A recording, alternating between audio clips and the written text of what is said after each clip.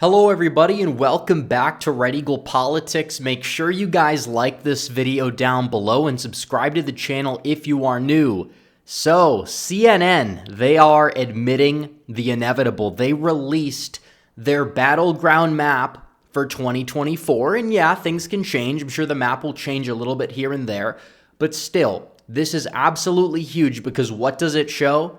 It shows that even taking all of the toss-up states into account, Donald Trump out of the gate has cleared the 270 electoral vote threshold to win the 2024 election. And we could argue about what is arbitrary in terms of these swing states because, yeah, looking at the map, I think you could still say that Nevada is very much still a battleground, that Michigan is still a battleground, that I think Wisconsin would be more likely to be in that lean Republican column than a state like Michigan.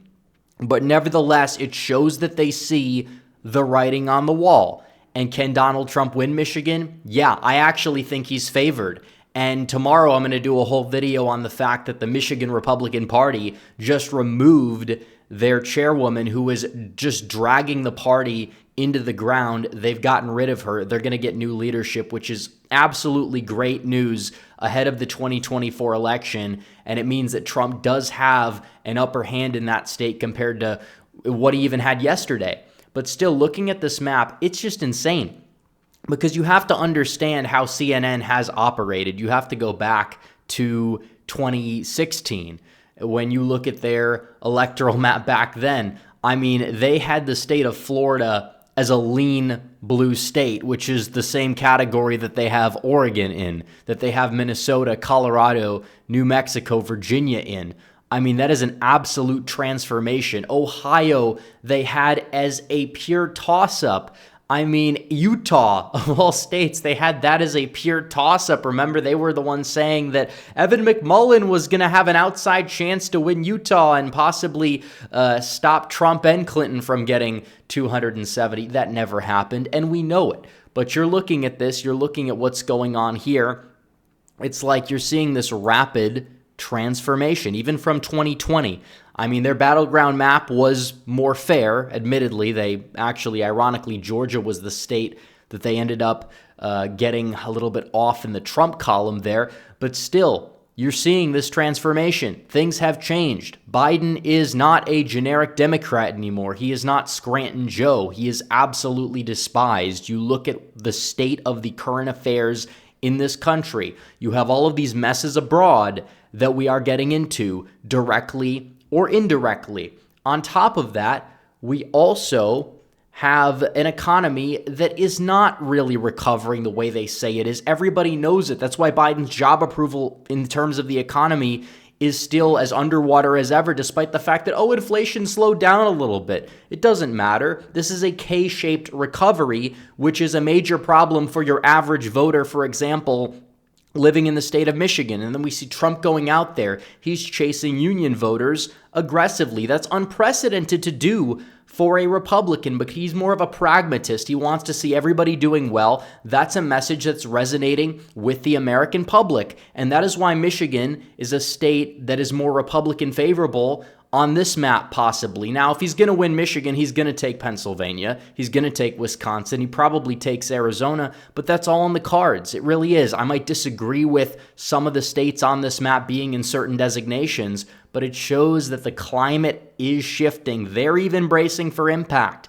They are. That's why you see the House of Representatives trying to pass through certain resolutions that limit certain presidential powers. And they're not doing that because they're trying to limit Biden, because you look at what the powers say. It's like in terms of Trump wanting to leave NATO, for example, now it's going to require additional steps to go through in order to get that done. Biden's never going to want to leave NATO. Why would they pass that through? It's because they know that Donald Trump is knocking on the door of yet another election victory. And it's true. I mean, North Carolina, Georgia, you look at those states, what is the main demographic for Democrat success in those two states? It's not even these suburbanites. It's mainly black voters. and they're disillusioned with Biden. That doesn't mean they're going to vote for Trump in big numbers, but you look at the turnout. If you don't get COVID-level turnout in Georgia or North Carolina among black voters, usually Republicans do a little bit better. That's how it works. And you saw that in 2022 even, compared to some other states like up in the Rust Belt. So looking at it, it's like, yeah, those states being in the lean Republican column, it does make more sense. Georgia's going to be a problem in the long term. I think North Carolina is going to just remain titanium, lean R or tilt R or whatever it is now. But still, in terms of 2024, Trump is in a very good shape. And it's easy to just see the fact that they're looking at the polling and they understand that this is the main reason, because you look at these states like Pennsylvania, it's kind of a toss-up, but for some reason the polls in Michigan show Donald Trump doing a lot better. Even the same polls that were right in 2022, because I know we're going to have a lot of people that come in here and say, well, 2022, Republicans actually underperformed the polls in a lot of states. And it's like, but not every single poll. There were some polls that were accurate, but even those polls, they are showing that Donald Trump is in a very good shape. They are showing the same identical exact thing that the polls that were wrong are showing. And Donald Trump is in a good position in Michigan. I mean, he really is, especially now. But Georgia, he's up in the polls by 5. Even if you apply a polling error of like 3 or 4 points, it's not enough to make up the difference. Nevada, that's another state, especially if you have, increased turnout among Hispanic voters, white working class voters, for example. And those two demographics in the state have been moving right to a certain extent. And if you increase the turnout level compared to the midterms, typically that's going to favor Republicans. There's a reason why when they poll in every single poll, are you voting in 2024, but did you not vote in 2020? Those people that say yes to that question are backing Trump by like a 2-to-1 margin. So the whole midterms argument kind of goes out the window for one reason or another, because usually those low propensity voters, they may not be registered Republicans or even ancestral Republicans, but a lot of them just voted for Trump in 2020 or will vote for him in 2024, but didn't turn out in 2022 because not everybody is as focused on electoral politics as, for example, the viewers of this channel in the real world. A lot of people probably didn't even know an election was going on, and that's a problem, especially in a lot of these races where Republicans ended up being underfunded. So looking at this, 270 electoral votes to win. They have Trump at 272. That is unprecedented, but it does make sense. And when you factor in the third-party candidates in the mix, they're going to take even more votes away from Biden than they're going to be taking away from Donald Trump.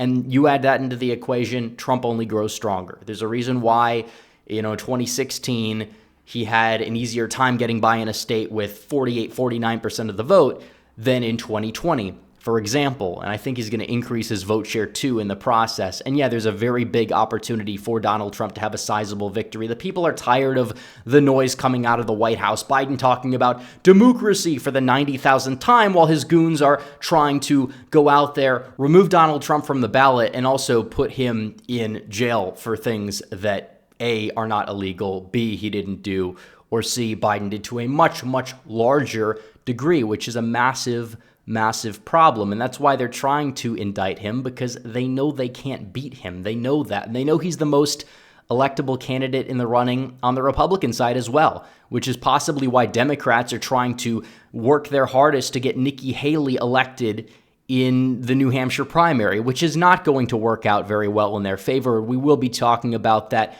in the coming weeks, but Iowa's in just 9 days. I had to make this video because I saw this, and it's just like CNN of all people. They're admitting the inevitable. And if they're admitting this, then it's possibly true that it's going to be an even bigger landslide than what the current map is showing. But still, we have a long way to go. I'm not telling you guys this for you guys to get complacent. We know that these things don't always go our way. So what we need to do is we need to mobilize people to turn out, and we need to chase every ballot that we can, because that's the only way that we can make this map a reality. So anyways, guys, thanks for watching this video. Like this video down below, comment down below, subscribe to the channel, hit the bell for notifications so you never miss another video. Follow me on social media. The links are in the description down below. As always, guys, thanks for watching. Red Eagle, out.